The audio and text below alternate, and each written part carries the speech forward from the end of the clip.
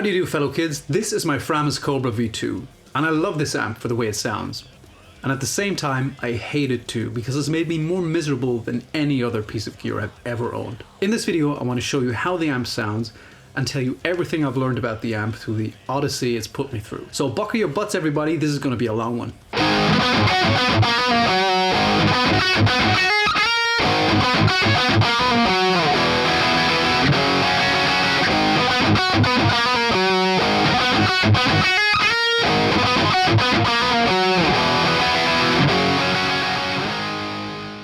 Right, so as I just said, I believe this video is going to end up being pretty long because I have a lot to say about this thing. So consider this part the index. There are timestamps in the description below as always, so feel free to skip to the parts you're interested in and leave out the ones you're not. First of all, I'm going to do a playthrough of the amp through all its channels and functions to demonstrate to you how it sounds. And then I'm going to tell you a bit about the history of the amp and its quirks. And after that, I'm going to share with you the odyssey that I've had with this amp, and we'll take a look inside the amp there and I'll show you what I've had issues with. And at the end, we're going to shoot this amp out against some of its contemporaries and its competitors at the time. It's a German metal amp with a big metal faceplate and 3 channels from the late 90s and early 2000s. And that does sound kind of familiar to me. So let's get right to it.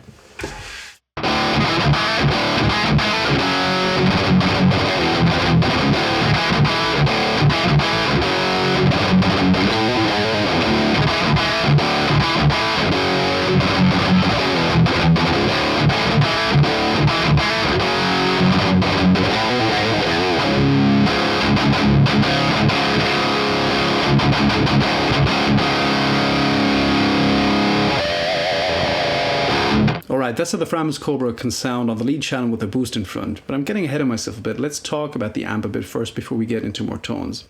It's a 3-channel amplifier, has a clean, crunch and a lead channel. Each channel has a 3-band EQ, nothing out of the ordinary there, a gain and a volume control. What is a little unusual is that each channel has an individual presence control. I don't see that on a lot of other amps. I think that's an interesting feature. Each channel has a little toggle switch on the front here. The clean channel has a bright switch that I find very handy with darker neck pickups, for example. And the crunch and the lead channel have switches labeled with notch, and what those do is they scoop the living shit out of your sound and nobody will be able to hear you. And the only use I see for those is if you're not a very good guitarist like myself and you're playing in a band with a very good guitarist, you can hide by turning on the notch switch and nobody's going to hear you. You won't embarrass yourself. What we have on the very right side here are the master controls. We have 2 foot switchable master volume controls, a global deep control and a blend control for the pretty useless loop, and I'll get into that later. Yeah, that's about it. I'm going to start with the clean channel and move up in gain. And if you're one of the new subscribers that Kyle Bull sent over, you'll be asking yourself now, what the hell is a clean channel weird hairless test man? Don't worry, we won't dwell on that for a very long time. I'm just going to give you a quick example. We use that to make weak riffs before the really ugly stuff starts to create a dynamic contrast. But the clean channel is important for the problems that I had with the amp. I'll tell you all about that later. Now, let's get into some tones.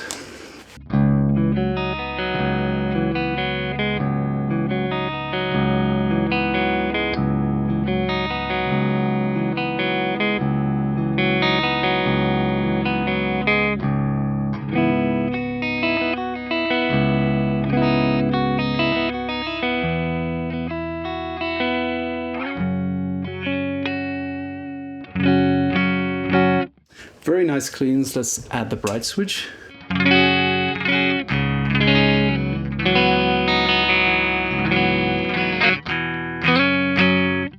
And you can hear that adds a very nice sparkle. It's a bit much with this particular guitar, but on some, my Les Paul has a very dark neck pickup, for example. I really like putting that in there.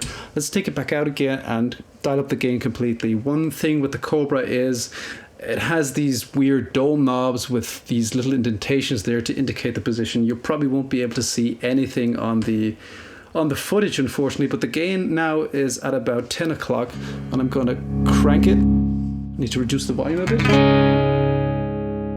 This is the neck pickup.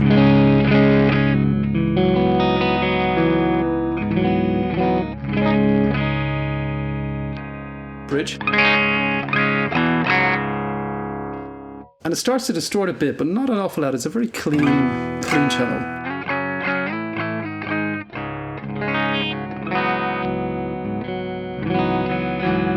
Okay, enough of that. Let's go to the crunch channel.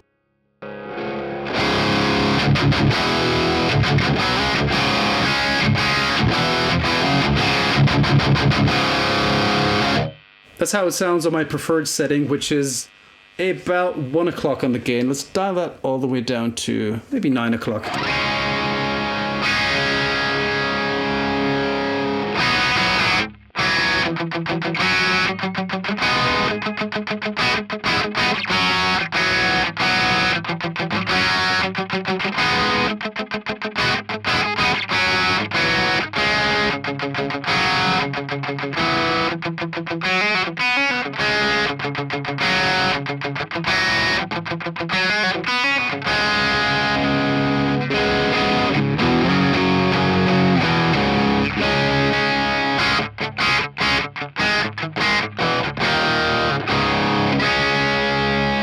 It does crunch. Let's dial the gain up to noon.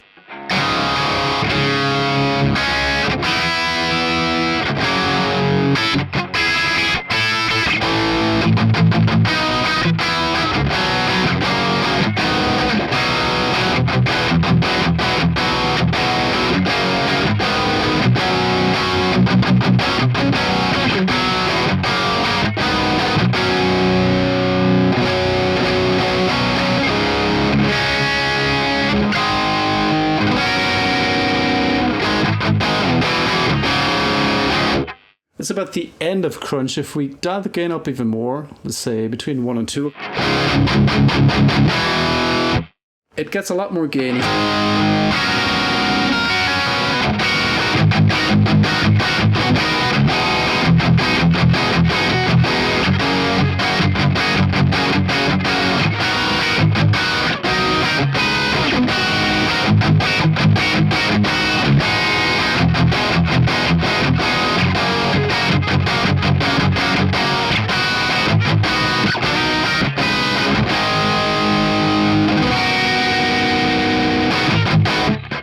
Pretty gainy, but the amp really comes to life in my opinion when you kick it in the teeth with a boost. I'm using my Lichtheim Audio King in yellow with the, what's that, level at about between 1 and 2 o'clock. I don't have a camera on it right now, but I will add one later.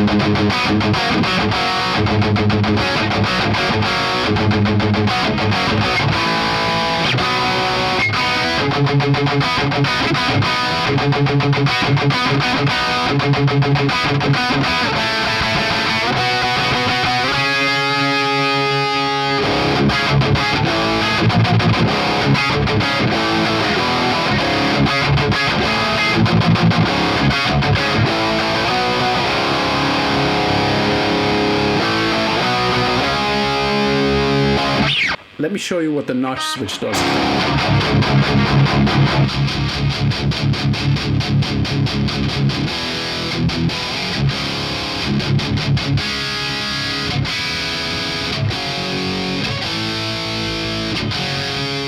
Sucks all the life out of it, all the mids, even if we crank the mids all the way.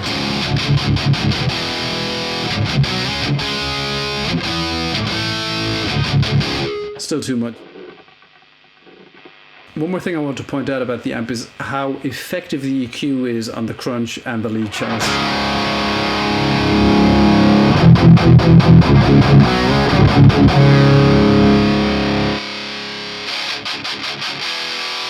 You can really add the whoop whoop in or suck all the low end out with the bass knob.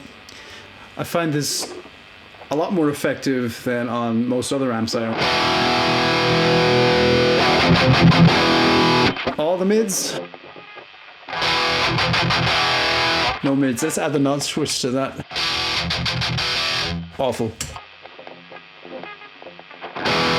And for good measure, treble all the way up. It's not too awful, in fact. No treble.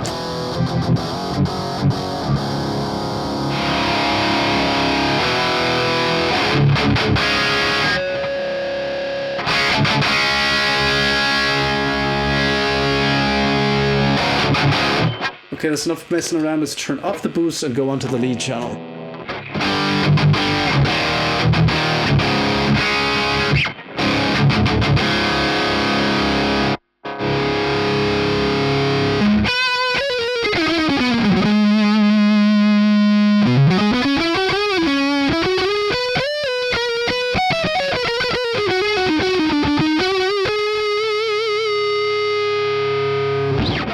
I'm even worse at leads than I am at rhythms, but yeah, it does the lead thing, but I like to jog on it.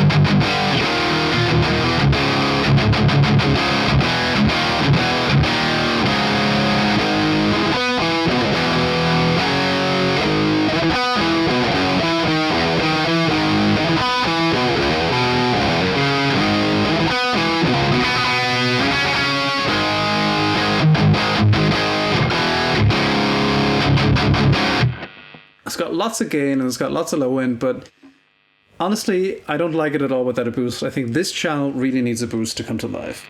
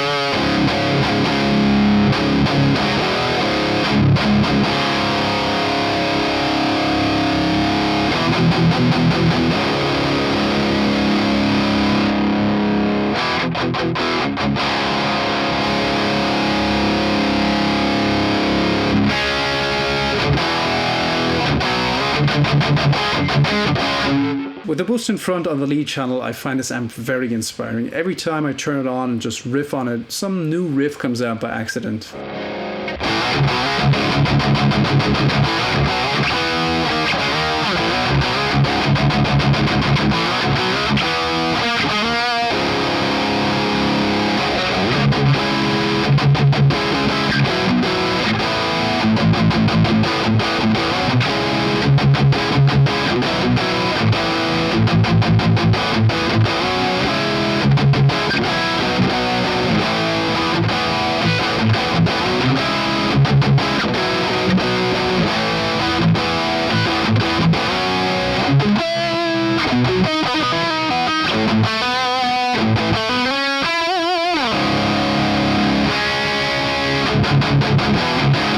So all that leaves us to explore now are the global controls. We have two switchable masters.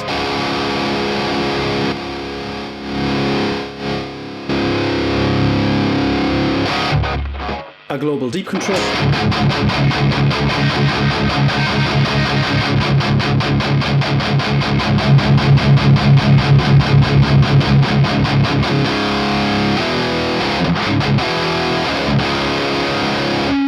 And finally, the effects mix knob. Now, I've read on the internet that most people recommend you dial it all the way to the left and put a patch cable in the loop, and then it sounds better.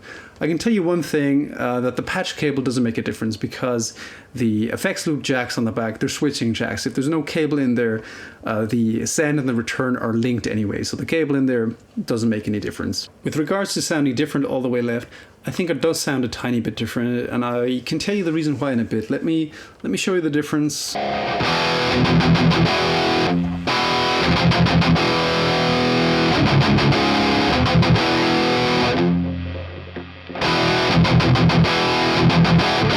So I can't really tell a huge difference. Sorry guys, I need to interrupt myself right now because I'm about to make a dog's dinner out of explaining the effects loop on this amp. But thanks to the magic of video editing, I can give myself as many chances as I need for this. And this is only take 31 or something, I don't know. Truth be told, I'm not sure if I can really hear a difference between the effects loop all the way left and the effects loop knob all the way right. If there is a difference, it's so small that it could be suggestion too. But the reason why I think there could be a difference is in the schematic, which I've pulled up right here. This is the effects loop section of the Framus Cobra. This is the schematic from the V5, but this part of the schematic was the same in the V1 and the V2 Cobra as well, so it doesn't really matter.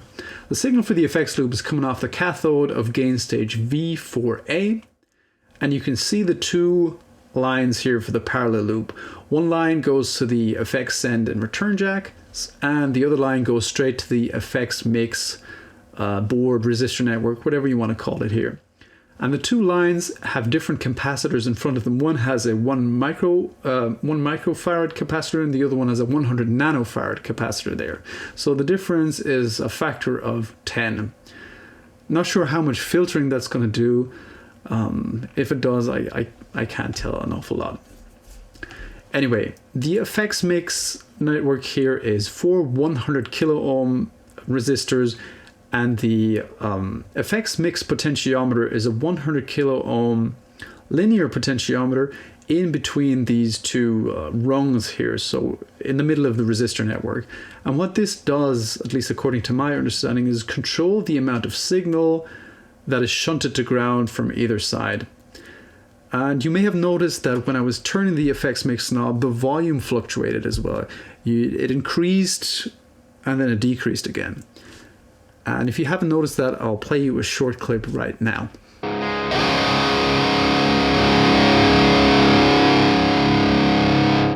Interesting, isn't it? I believe that when the mix knob is in the middle, the overall resistance of this network is probably lowest and lets the most signal through from the cathode here, resulting in louder volume. So you could use this as an additional volume knob if you wanted. We can argue if it changes tone. If it does, I wouldn't worry about it. It doesn't change it much anyway. And I believe, much like the Soldanos of the 90s and 80s, this effects loop was probably conceived for rack units because it's got a 0 dB send lift, which makes it pretty much useless to use with most pedals these days. The matching cabs for these amps were front-loaded 4x12s with Celestion greenbacks and metal grills. So far I've been using it with my 2-notes Torpedo Live, with a V30 IR I made with my Marshall cab. I don't have the matching cab for this, but I have something similar.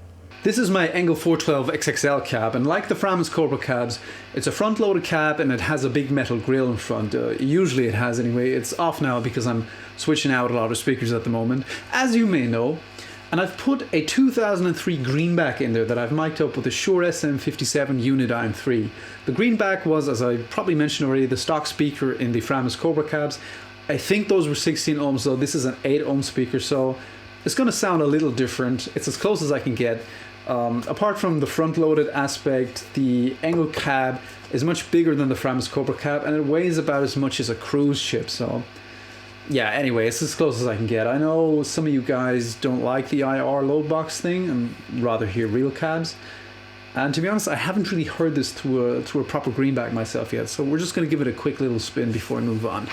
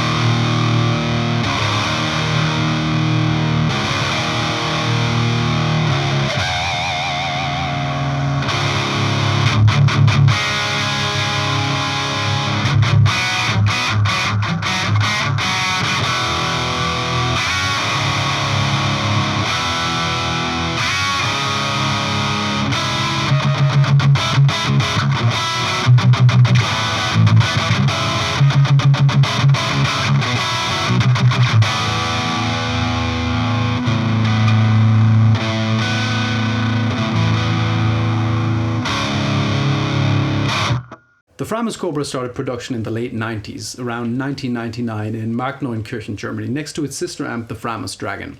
As far as I know, these amps were produced in parallel, and on the inside they weren't all that different. In fact, one could mod the crunch and the lead channels of one to the specs of the other with just a handful of capacitors and resistors. Apart from the lack of mini toggle switches on the Framus Dragon, the biggest internal difference between these amps are the clean channels, which use different tone stacks. As far as I know, the Framus Cobra uses more of a Fender-inspired clean channel, while the Dragon is supposed to be more Voxish. Both amps went through 2 circuit revisions, resulting in 3 different versions. The V1, the V2, of which I have an example right here, and for some reason the V5. There were no changes to the circuit between the revisions, but differences to PCB layouts, change in components, and slight functional changes. For example, the differences between the V1 and V2, which came out around 2000-2001, were apart from a slightly revised PCB layout, different power and standby switches, a different power transformer, I believe different rectifiers, different stock tubes, and finally an anode fuse. The differences between the V2 and the V5 versions were again different PCB layouts. In this case, the EQs got their own satellite boards, for example, which reduced the handwire part of the amp substantially. And also the V5 got different optocouplers, an aspect that affected me quite a bit, as you're about to find out later. The V1 and V2 Cobras and Dragons used optocouplers that Framus made themselves. They were pretty big, in fact.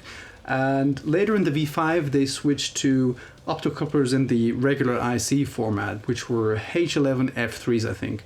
I can only speculate what the reason for that was. I'm not sure if it was cost driven or not, but the main reason why they changed those was probably due to ROHS requirements. The best part about owning a Cobra V5, in my opinion, though, are the external bias points and bias pot.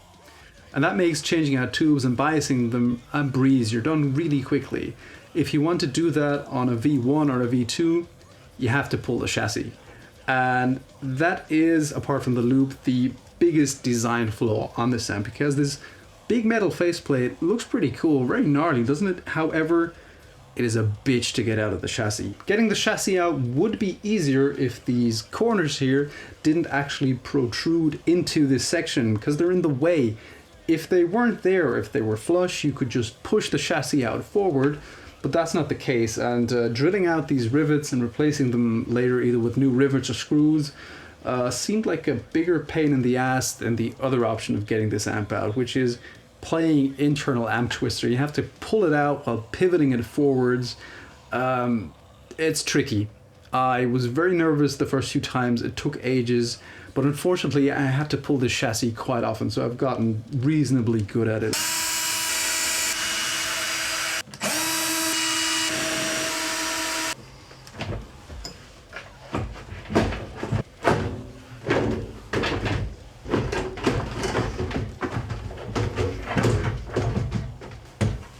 What I'd forgotten was you also need to remove these wooden pieces from the side of the head shield that hold on the backboard. Call it repressed trauma. Anyway, let's take a look at the amp from the inside. The cool thing about this obnoxiously large faceplate though is you don't need an amp stand, you can just stand it on its own faceplate and it's pretty secure that way. So as you can see, these amps are surprisingly empty on the inside given the size of the chassis. And if you've got a good eye, you'll be able to tell that this one has been messed with quite a bit, and I'll get to that in a minute. Anyway, we have the power supply here, we have the MIDI board, this is the main preamp board, and this is the board for the power amp section. The pots I'll show in B-roll here on the front. They're directly mounted to the chassis.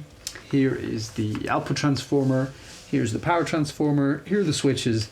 The plus side of these being so empty is you can get at everything fairly easily, and that is a good thing because these amps are infamous for developing reliability issues. The biggest reliability myth perhaps about this is the one of failing output transformers. The internet is full of claims that these output transformers on the Cobras just blow if you look at them sideways. I don't think this is necessarily true because this one definitely didn't have the easiest life and it's still on its original output transformer. What I have heard is that some of the early Cobra cabs had bad input jacks which caused them to fail and the amps to see open loads at the speaker tabs. And that is something that could make a tube amp fail quite spectacularly by taking out the entire output section. So I believe that could have happened, and internet forum culture may have blown these cases up. That's not to say these amps are particularly reliable. I've had many issues with this, as I'm about to tell you. Back in the day, these were quite expensive. I think they were 2,000 euros, around that, 2,200 euros when they came out, and for that the build quality in these is shockingly meh. The PCB is pretty thin. It's not terrible, but compared to the inside of a Diezel, for example, this is not great. I've told you why I love this amp, but I think it's time I tell you why I hate it. I call this a tale of terrible decisions. And in fact, I think I need to brace myself before I relive that experience, so bear with me a second.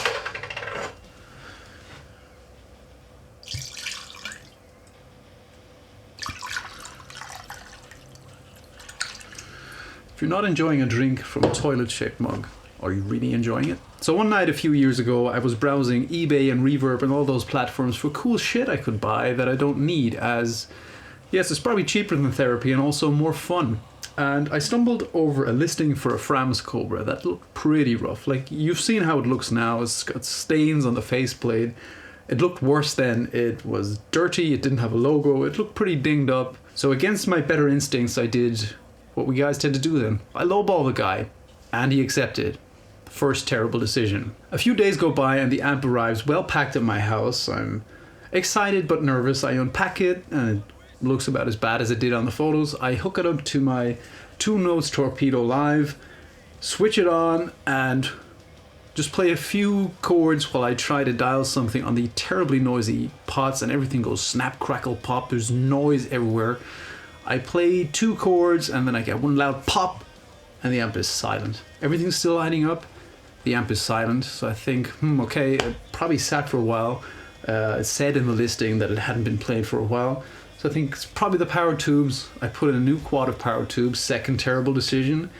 And the amp sounds now, there's sound, I can play a few chords, but everything that comes out of the amp is accompanied by a wash of white noise. Like, it sounds like there's a waterfall inside the amp. So I messaged the seller, and it turns out this guy runs a backline rental company, and he was getting rid of some of the stock he had that wasn't being requested anymore for several years.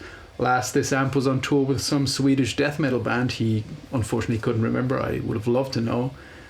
And much to my delight, the guy is very friendly and forthcoming. I was expecting a bit of an argument. He claims his guys tested the amp before it went out, but clearly they didn't because it was on its last leg. But he sends me a new quad of power tubes, and he refers me to a few amp techs he knows in my vicinity. One was actually quite close, just about half an hour from me, so I pack up the amp and drive it to this guy. He's very friendly. He's just opened his shop. Everything's new, cool. There's scopes and soldering irons, amps everywhere. It's a very nice shop. I leave the amp there and hope for the best. A few weeks later, I get a call from the guy that the amp is ready. So I drive there, and upon my arrival, he presents me with a Ziploc bag big enough for several fun weekends with the boys. But unfortunately, this bag was filled all the way to the top with electrolytic capacitors. Apparently, every electrolytic capacitor in this amp had dried up, which explains all the noise and probably why the power tubes went pop too. Yeah, the new power tubes I put in were junk already, so yeah, as I said, terrible decision. Anyway, I take the amp back home, test it, do some tube rolling. I love the amp, it sounds fantastic. I'm very happy. Anyway, some time passes and I play the amp every once in a while, but I noticed one thing that got me thinking. That is, every time I switch the channels while playing, the volume kind of drops down a bit and then rises up 1-2 seconds after I switch the channel. I think that's kind of weird. I wonder if other Framus Cobra owners have this problem too. So I do some Google searching, I don't really find anything, and then I ask the question in one of the bigger amplifier Facebook groups, which again was a terrible decision because I shouldn't really care. I don't gig anymore.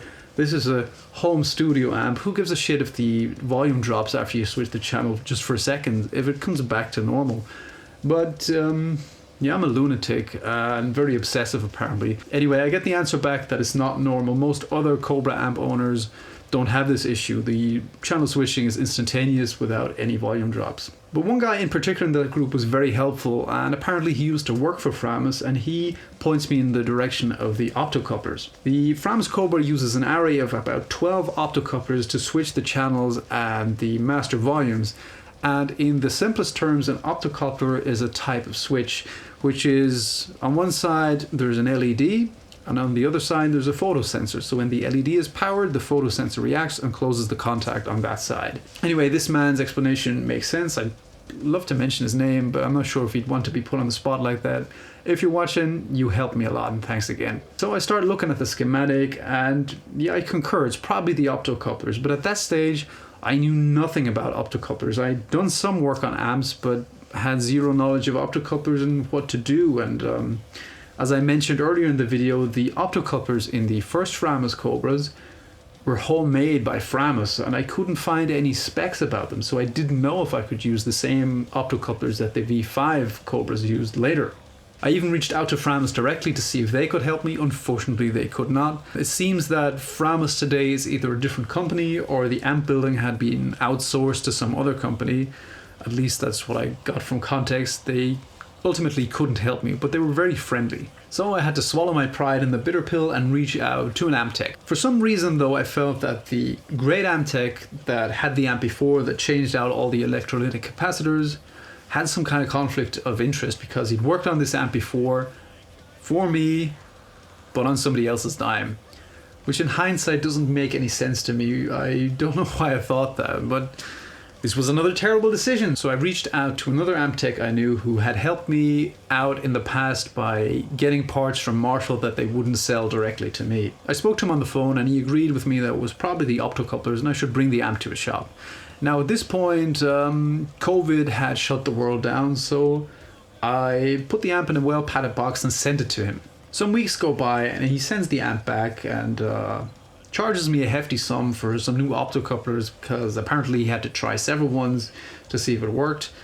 At that point, I didn't really care that much, I just cared that the amp worked. I tested it briefly and yeah, the channel switching was so I was pretty happy, but I was very busy at the time with work, so I didn't really have time to play the amp a lot. And so it got put on the stack and not played for quite a while. A few weeks or maybe months later, my situation had calmed down a bit and I finally had some time to play guitar again. When I played the amp, the crunch and the lead channels are great, but I noticed something on the clean channel. And you heard in the demo before that the clean channel is very clean, it has a lot of headroom, but now anytime I strum the guitar a little harder on the clean channel, I had this weird ugly distortion on top of the clean channel that definitely wasn't there before, and I couldn't really figure it out. My immediate thought was this may have something to do with the new optocouplers, so I reached out to that tech again, who assured me that that had nothing to do with the optocouplers, but he'd be willing to take a good look at the amp again, so I should send it to him again. Again, terrible decision, but I'm naive and stupid and I did that. I have a video clip of how the clean channel sounded back then. I'm going to play it now in a sec. Keep in mind this was years before I even thought about YouTube, so it's dark in the room, the camera quality is crappy, but if you listen to the clean channel carefully, you can hear that ugly distortion I was talking about.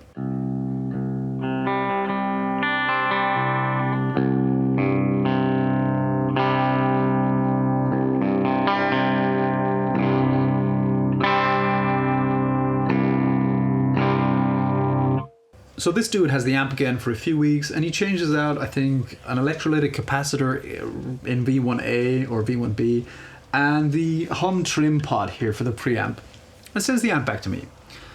And this time I get the amp back with a bent front faceplate, which fortunately enough I was able to straighten out again with a few planks and some clamps. And lo and behold, the noise is still there. He didn't fix shit. At this stage I was pretty pissed. I let him know and he said he could look at the amp again when he was back from his vacation, to which I politely said no, because I thought, fuck this guy. This guy's fucking me over. I'm a slow learner, but I learn. And I figured I'd have to take a look at this myself. And so my odyssey began. You can see the optocouplers along here, and these are ugly as shit because I've soldered them so often and yeah, bent some of the pins that weren't needed. I can talk about that a bit later, but the first thing I did was I bridged the optocouplers for the clean channel. Like I connected the terminals on both sides just to make sure they were fully switched. and just played the clean channel. So the clean channel was hardwired, and still I had the noise. And I assumed then, okay, the optocouplers are exonerated. It doesn't have anything to do with those. And that was a fallacy, you'll find out later. So, and of course I tried the obvious things like changing out the preamp tubes and the power tubes, messing with the bias, as well as looking at the clamps and the tube sockets just to make sure that everything was making proper contact and it wasn't some weird tube issue. I tried the preamp of the Cobra into different power amps. I tried different preamps into the Cobra power amp to see where the noise was exactly coming from. And the weird thing was I couldn't identify it 100%. It seemed to me to be mostly coming from the preamp, but I wasn't sure. It seemed like there was a bit in the power amp too, which confused me, but I didn't think too much about it. So what ensued next was a wild goose chase that became increasingly more desperate of me changing out components. And I was completely obsessed with this amp. I was slaving over the schematic and trying different things for about 6 weeks every night. And over the course of these 6 weeks, I think I gave up about 3-4 times, but it kept occupying my subconscious. And every so often, an idea I could do popped into my head, and I started all over again until I gave up, had another idea, and started all over again. For example, I changed out all the resistors and capacitors in V1. I changed out the input jack. I changed out the wiring here. You can see it looks all ugly here. I checked and cleaned the effects loop jacks. I changed out resistors and capacitors around the loop. You can see this gigantic orange capacitor is one I put in pretty desperately. I changed out all the pots for the clean channel, and you can see the wiring here is all ugly. That was me. I changed out pretty much every capacitor and resistor in V1. I had V1 taken apart so often I can't even remember. I even changed the filter capacitors here. Actually broke a trace on that, had to fix that. I bypassed the EQ entirely. I lifted components off the board and wired them directly. I wired components directly to the sockets of the preamp tube. I tried everything. I was desperate. And at the peak of my desperation, I concluded that there must be some DC signal leaking into there from somewhere. Maybe the board itself has become conductive. And at this point, I started doing shit that may look pretty sketchy from the outside. But rest assured, I took safety precautions. I'm not an electrical engineer. I'm a mechanical engineer in the strictest sense. But I sort of know what I'm doing. And if I don't know what I'm doing, I do it with the utmost respect to the danger. I take any safety precaution I can. For example, I work with an isolation transformer. I don't wear any jewelry while working on amps. I put one hand in my pocket unless it's unavoidable. And when I have to touch stuff in here, I use these wuss gloves to stay safe. So what I did was I had developed the crazy theory that maybe the PCB itself had become conductive around the V1 area here. So what I did to test that theory is I recreated the entire V1 section outside of the amp. And I'll show you some pictures I made at the time. So I took a 12AX7 socket, I soldered some thick wires to the pins and stuck them to this plastic board, and I wired all the components from V1 to that, or soldered them on I should say. I stuck a 12AX7 in there, took the 12AX7 out of the amp, wired the input jack from the amp to my test setup, and then wired my test setup into the amp, bypassing V1 in here and running V1 outside the amp.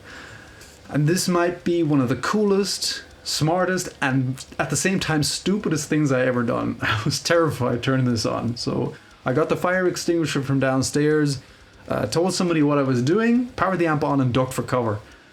To my surprise and delight, nothing blew up, there was no smoke, no fire, and everything worked. And in fact, it worked perfectly. The clean channel was clean again. So I figured, eureka, I finally found something. Something actually fixed the clean channel. So I figured my theory is correct. So let's make a turret board section for V1, build that thing in clean, and slice a piece out of the PCB and replace it. So I did just that. And so I built this. And this is the underside of it. It's not pretty, but it's functional. And I was about to cut a slice out of the PCB and put this in on standoffs, when that voice in my head that usually tells me to buy stuff I don't need told me to test the setup again. So I did. I wired this up to the amp the same way I did the first setup, at least I thought so. Plugged everything in, strummed a chord on the clean channel, and the noise was back. What the hell? So I wanted to change the channel, and then it hit me. Both the realization of what was different and an electric shock, because unlike the first setup, I'd forgotten to connect that one up to ground. Yeah, I'm baptized now. That was an experience I don't intend to repeat. But the difference was, in the first setup, I'd only wired up the optocouplers for the clean channel. For this setup, I'd wired it up completely as V1, so I'd connected it to the optocouplers for the crunch and lead channels as well. There was no channel bleed, by the way. If the gain on the two gain channels was dialed all the way down, as was the volume, it didn't affect the issue on the clean channel at all. But what was happening was the optocouplers that weren't being switched at the time. So the optocouplers for the crunch lead channel were creating this ugly distortion. So it was the optocouplers in the end. I was right. The tech was wrong. On a hunch, I'd already ordered a batch of H11F3 optocouplers that were put in the later V5 Dragon and Cobras. And by that time, half of them had arrived. This was in the middle of COVID, where the supply chains were all broken down, so it took forever for these to arrive. And I just connected a few of them in the preamp section to H11F3s. You can see them here. And the Framus Cobra, the original ones only had 4 contacts in use.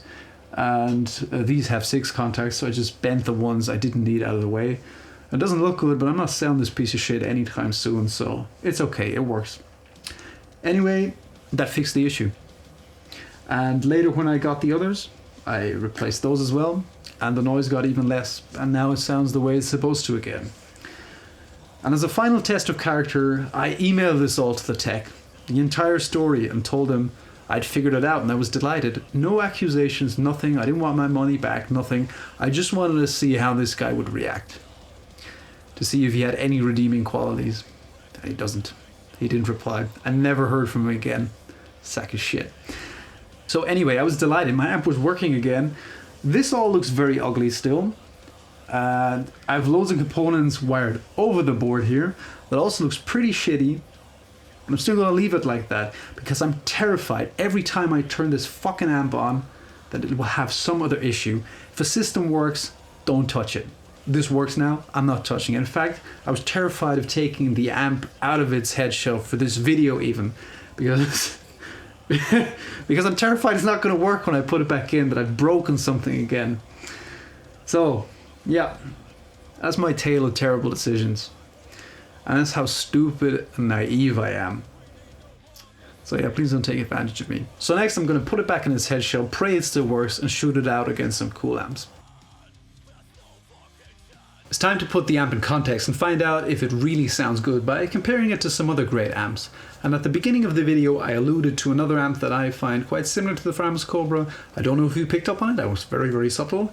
And that amp is the Diezel Herbert Ch. One of my favorite amps, if not the favorite amp.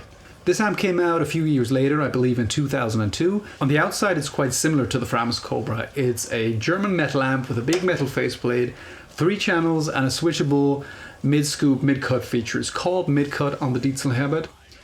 But unlike the mid-scooping feature on the Framus Cobra, this is foot switchable, and you can actually control the cue of the mid-cut on the Diezel Herbert, which makes it much more usable. It makes it usable in the first place. It's not really usable on the Framus Cobra to me. I believe the Diezel Herbert was about 500-600 euros more expensive when it came out than the Framus Cobra, but you get what you pay for. The build quality is much better than that on the Framus Cobra. I consider Diezels to be art pieces on the inside. I love looking inside of them. I admit I am quite biased towards Diezel. Around the same time, I believe also in 2002, Engl launched 2 new amps, namely the Fireball 60 and the first generation Powerball, which I still have behind me right here. Also being a German amp with a big metal faceplate, I wanted to shoot out the Powerball against the Framus Cobra too, but the Powerball is kind of a polarizing amp. Either people love it or hate it, and to me, the quintessential Engl amp is the Engl Savage, which I have behind me here. And I couldn't really decide which one to choose for the shootout, so I let you guys vote, and you guys voted the Savage. But I still wanted to hear the Powerball, so I'm going to use both. And finally, the Working Musician's Champion, the Peavey 5150. I expect the Framus Cobra and the Peavey 5150 to blend quite well, actually, as That combination was famously used by one of my favorite bands, Killswitch Engage. This video has already been pretty long, and let's face it, these are metal amps, so I'm not going to do shootouts of the clean channels. I'm going to focus on the heavy crunch and high gain side of things to make this part a little quicker. I'll leave you with my final thoughts after that, and then we'll call it a day. The first amp in line has to be the Diezel Herbert, because to me it's closest in concept to that of the Framus Cobra, and to be honest it's my favourite out of the lot too. I'll be comparing the channels 2 with each other and the channels 3 with and without a boost using my Egnator SS4 amp switcher, just the way I usually do that in my amp comparison videos. I'll be using a few different boosts in this video. For the Diezel Herbert I'll be using a new pedal I got today from Human Pedals. It's called the Amp Driver. I'm using this opportunity to check it out a bit. For the other amps, I'll be either using that or my Lichtlem Audio King in Yellow, as that is currently my favorite overdrive and I just know how that sounds, so let's dig in.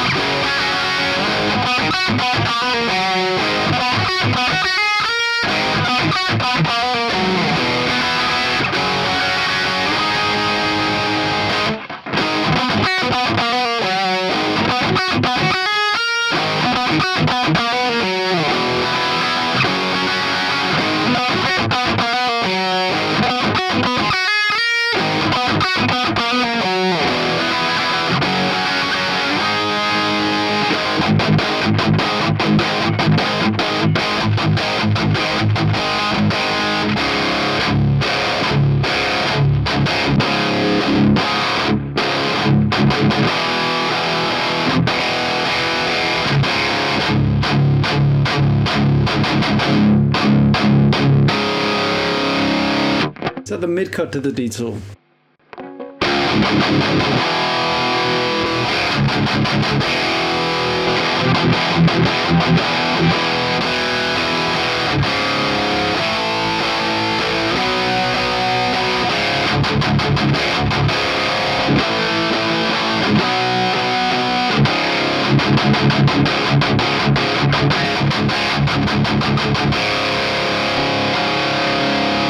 Next up is the Engl Powerball Mark 1. We're going to compare the lead channel of the Cobra to the low lead or lead 1 channel of the Engl Powerball.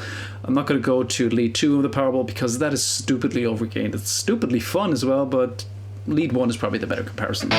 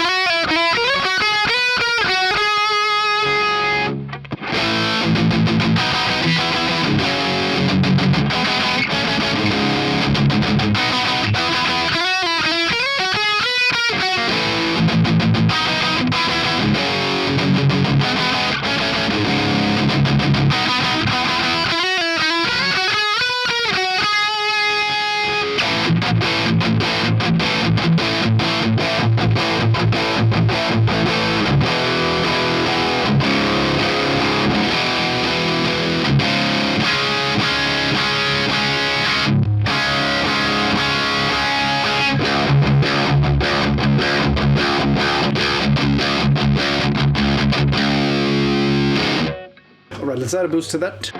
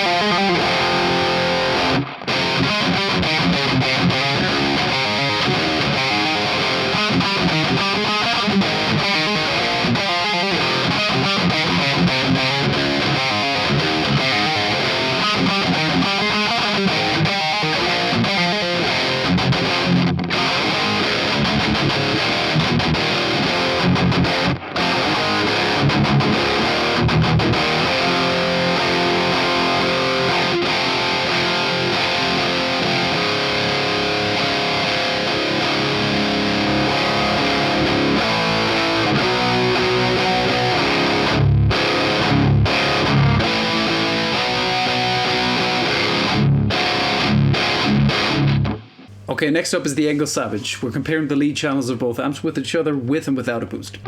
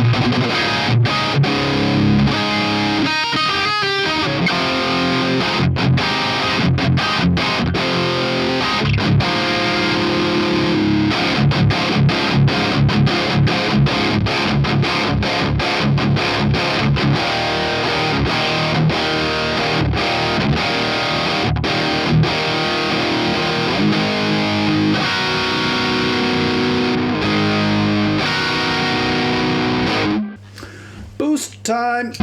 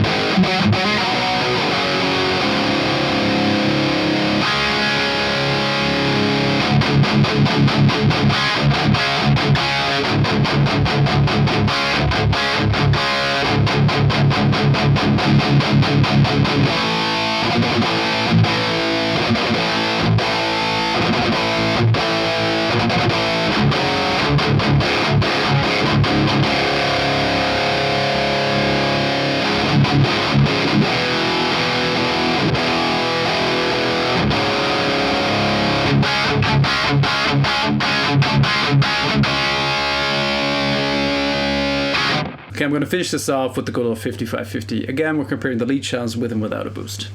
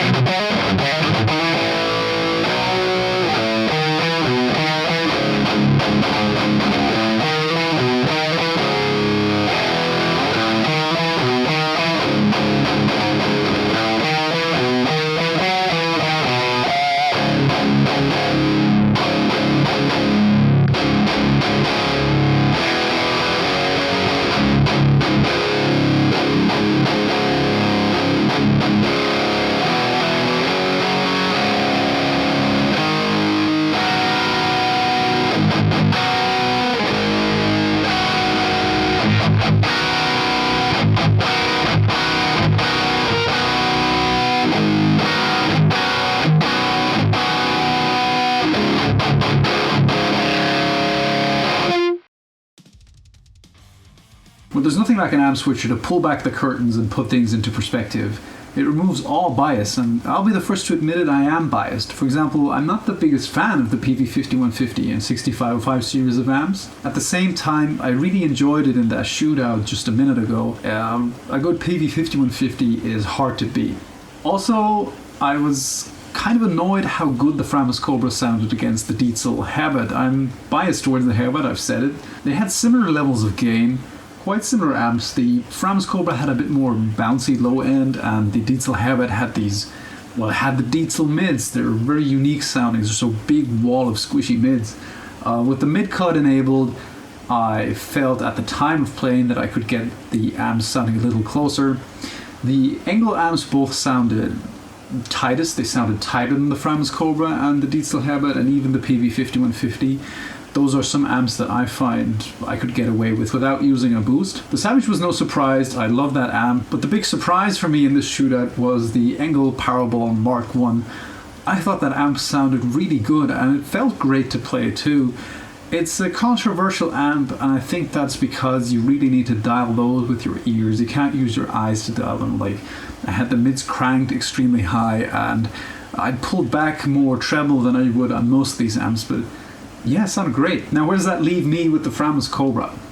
I have to say, I love the damn thing.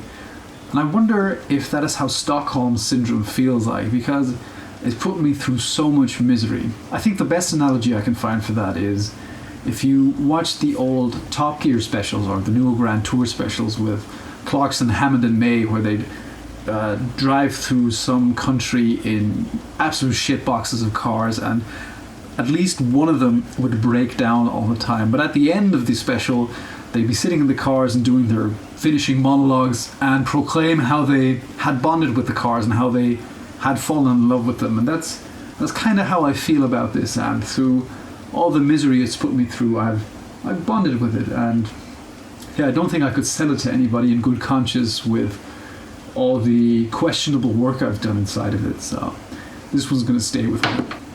And I think that's about all I have. What did you think of the Framus Cobra? Do you have one?